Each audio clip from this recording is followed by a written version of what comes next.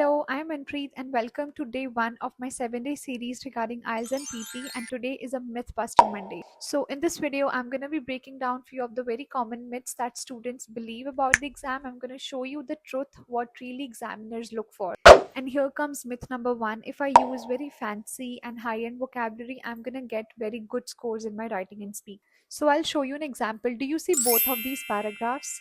So, do you see the difference? The first one sounds very unnatural and forced. However, the second one, it's more clearer, it's more examiner friendly, and yet it is upgraded with good vocabulary. There's this final tip for your writing and speaking that clarity is more powerful than complexity.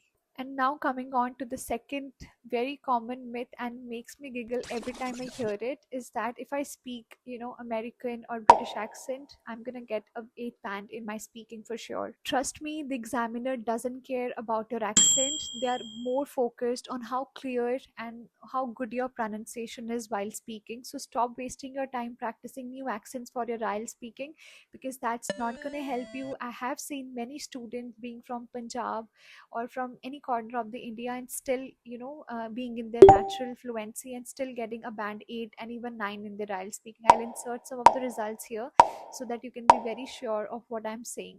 And now coming on to the final myth that if I leave my answers blank in reading and listening, if I don't know them, it is much safer. Nope. This is the biggest mistake because there is no negative marking. If you leave it blank, you're losing your marks, and if you make it a guess, you still have a chance.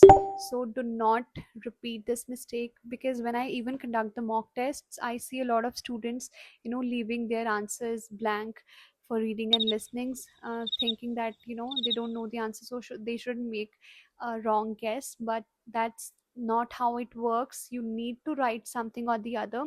Even if you're very unsure about your answer, let it be no, because who knows, your luck might work on someday. So that was it for today's video. Let me know how do you like it, and I'll see you in the next one.